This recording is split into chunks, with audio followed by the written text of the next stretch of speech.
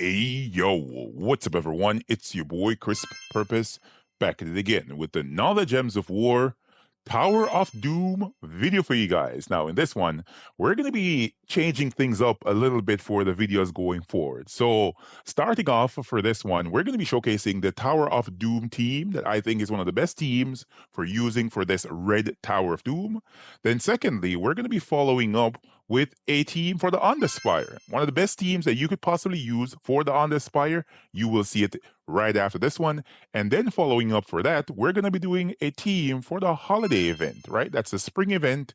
We're going to be showcasing a really fast team and a really good team for that. So three teams here, but for three different events in Gems of War this week. So the main focus now is, of course, the Red Tower of Doom. So all red troops for this one. We've seen many of these before, but you want to ensure that you have this weapon right here on your team. That's the Doomed Dart Thrower. That is the weapon that's going to cause you to get ×2 score once you have it on your team. So ensure that you have it on your team, and you'll be off to the races for this Red Tower of Doom. All right. So let's take a look at this first team here. So the weapon I want to point out deals magic plus 3 damage to an enemy plus 4 per tempering level. If they use red mana, it will explode 3 red gems. And if the enemy has a doom, it will gain a quarter of my mana back.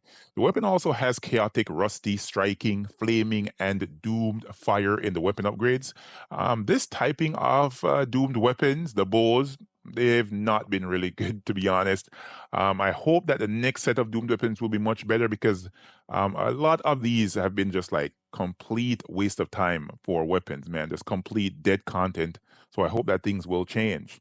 All right. So up front on this team, we have Centurion. Now, the main reason why I decided to go down the route for Centurion here on this team, because I wanted to make a team that required no magic, right? No magic is needed for these teams so as to be fully functional and fully capable.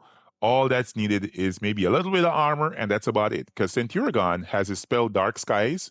There's a 10% chance to devour a random enemy, plus 10% for each wild card that's on the board. Then it will convert all skulls to ×2 wild cards. We all know this troop, really, really good troop.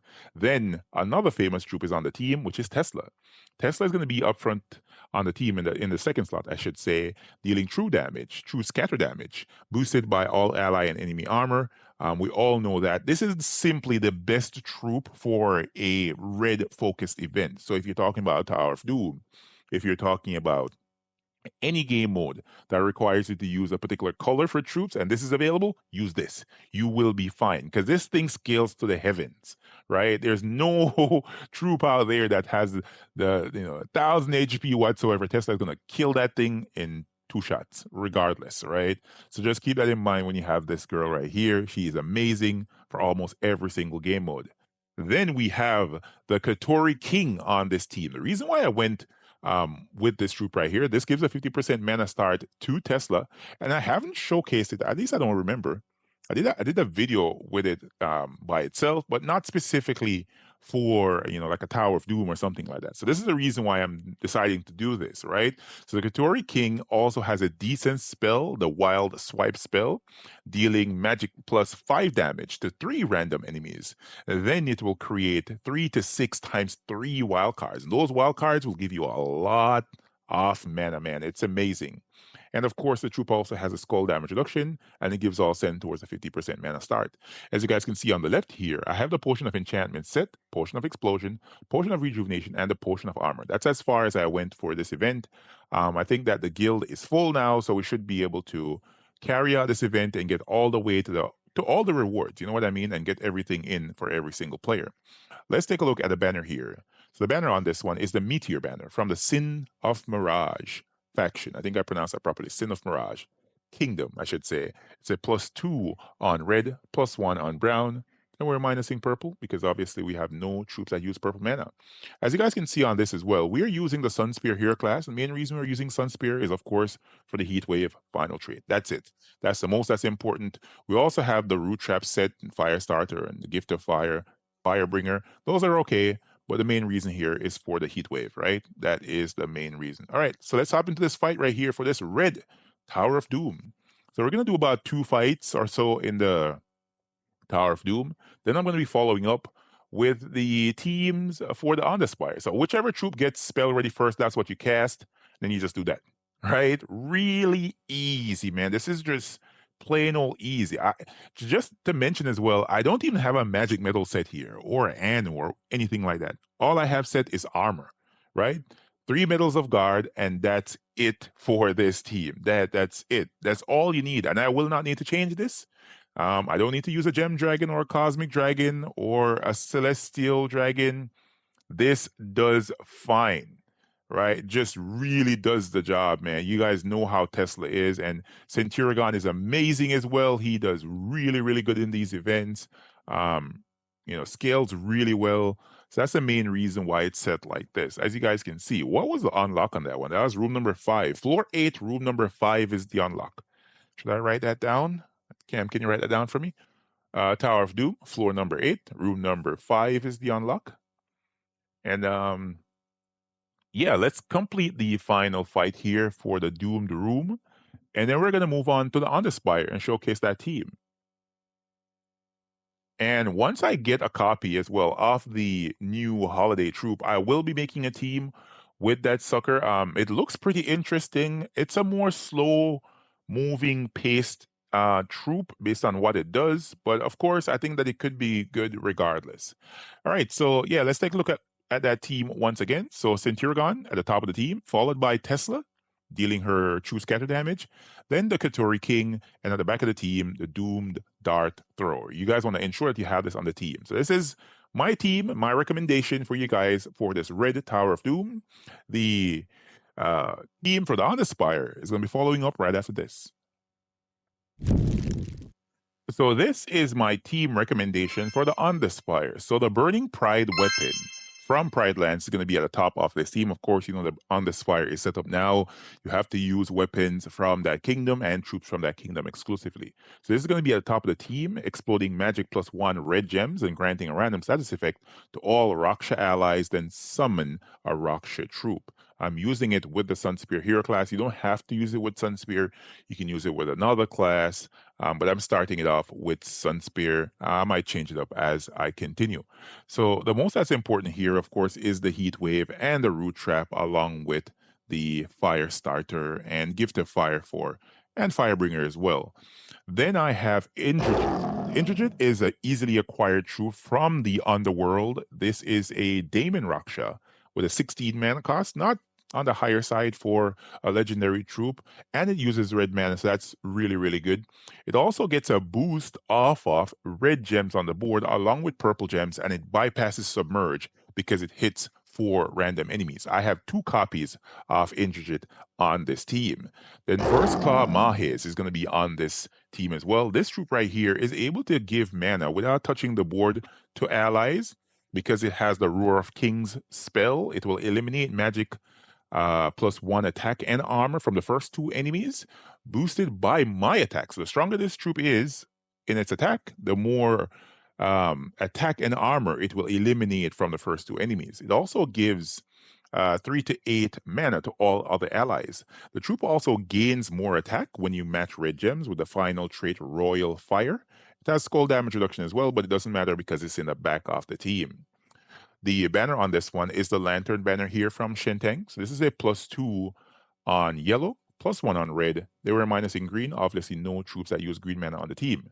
So on this one, I really want to adjust my medals here. I want to switch out that, and I want to go with a 20% start and a Nisha for this Underspire team. So this is what I'm starting the Underspire with. As the week progresses, I might change up the team and show you guys some other options.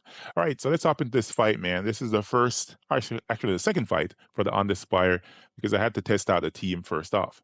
So of course, on Underspire, you want to get your team spell ready as fast as possible. So you want to see if you can match some gems, let some cascades happen. And once you get that, you follow up with some explosions here. So let's blow up the board, get one of my Intrigate spell ready. And once he's ready to go, you just cast him and you should kill off every single one of these because it's at a lower level.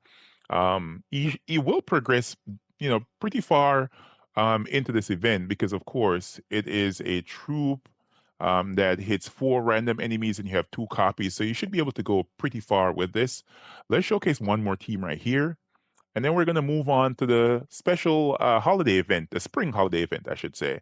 All right, so you want to get your, there we go. Nice explosion and gems right there. Let's see if we can match this over. Now let's go for the gem explosion. And we should be almost there to get Intricate Spell ready. Really easy, super easy to acquire. Intricate Palace, you can get a copy of Intricate, and yeah, it just works. It works really, really well. Of course, if you're slower in this on the spire, you can use those trinkets and stuff like that. But I rather just use it as you see. So of course, Burning Pride at the top of the team, then times two copy of Intricate, and then First Claw Mahes is at the back of the team. The final team for the spring holiday event is going to be following up right after this. So here it is, the spirits of spring, I should say, holiday event. Pretty cool, man. We have about 13 days to complete this event. The restriction for this is green troops. That's what you have to use for these battles. You do them every single day. You should be able to pick up all the rewards here. Now, let's take a look at the shop, right? So, this is the troop that is the holiday troop Azaleus. 16 mana cost, green, purple, legendary troop. It's a Fey Beast from Volpacia. I like the troop art. It's very beautiful, right? The spell as well is pretty nice. The Song of Rebirth. It has the ability to cast two spells, basically, in which it will choose one. It will choose a mana color. It will convert 10 gems of that mana color to enchant gems. Enchant gems are simply purple gems that when you match them, they'll give you the mana that you get from, matching those gems, as well as they will enchant a random ally, creating 10 of those on the board. That's going to be really, really cool. It also has the ability to bless all allies with that first half of the spell, but it blesses only allies of that color. So when you look at it, it's somewhat comparable to the Wand of Stars, because as you can see in the second half of the spell, it can also curse all enemies of the color that you pick. And it can also convert 10 gems of a mana color to entangle gems. So yeah, on one hand, you have the ability to enchant all your allies and bless them as well. Wow, that's really powerful. I think that's really powerful, right? You get the mana from the gems that you create, and you gain the ability to get 2 mana per turn. Whoa. And then on the other end, you're able to entangle enemies and curse all of them if they have the same color. You're just cursing the ones that have the color that you select. Um, which is okay. You know what I mean? When you think of it, it's actually decent. It could be very useful in like certain restrictions, maybe guild wars or in PvP. In PvP, it's gonna be a little bit slow though, because you have to figure out where you're matching gems here and there. Not particularly my style of play. Others might like it more. But yeah, it's a decent spell. Genuinely, a toned down version of the Wand of Stars, I should say. A little bit slower, but nonetheless very, very useful. The troop has Fox Cunning, 25% mana start, spell armor, okay amount, and the bountiful growth, 4 life to all green allies when matching 4 or more gems. That's decent. It's decent, right? Nothing to phone home about. And then of course the pet for the troop. You want to ensure that I think you need to kill green troops this week to gain a copy, at least one copy of this, and then you can purchase everything else that you need. Um, in the shop right here. For me, I just want to get maybe one copy, and I'm gonna use a pet orb on it to get it all the way maxed out. That's how I usually do it. But you really want to get this because you'll make your troop a lot more tanky, and a lot more useful going forward. Of course, the armor here has been in the shop before. This is the spring armor. Not one of my favorites. I really like the flowers and that kind of stuff. Maybe for the ladies, they like the one, the designs over there and all that stuff. But for the guys, very, very underwhelming for me. All right, so let's move on, man. Let's go to the team here. I think I've been chatting too much. So this is the team. Up front, we're going to be having the Foxfire King, one of my favorite underworld troops. This troop right here is a War Gear Fey, 16 mana cost, red and green. Cunning Flame is the spell. It also has the ability to do 2 spells, right? True damage to all enemies, or it can deal true damage to the weakest enemy boosted by red gems and spirit gems. I've never used that second half of the spell. I'm always using the first half. You can use it as well if indeed, one enemy's left and he's submerged. It's annoying. You just boom, cast it, you get the kill. The troop has an amazing setup for its traits as well. Deep magic, 5 magic when attacking delves.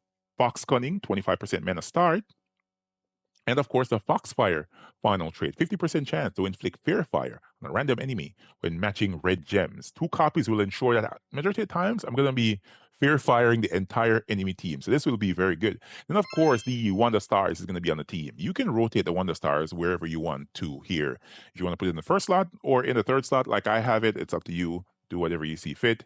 It's just a great weapon to use with teams like this, especially in restrictions. We use green. Why? Because you have the Leprechaun right here as an option. Leprechaun is going to allow you to have a very fast start. Just blow through this man and kill out these enemy troops. All right, so let's do these 2 battles that I have left here. And then I'm going to skedaddle and post up this video so you guys can check it out and see what you guys think about this these 3 teams, or at least this format, right? This is the first time I decided to go down this route and put out 3 different modes of play here, showcase what you're able to do. And yeah, hopefully you guys like it. Let's see. Bang. That's how easy that was. That's how easy that was. And of course, I think for this one, you want to run pure magic because you already have a mana start from what's his name? You have a mana start from the Foxfire King. He has a. Oh, I'm on the Spire back. I'll get out of here. Wrong place, Bucko. Losing it. Wrong place. I'm heading to the Underspire when I need to head over to the holiday event. All right, so you always want to go up in your levels here, get more from each fight. But yeah, the Foxfire King has a 25% start, so you don't have to worry about putting on an Anu. Just put on pure magic and you'll be fine.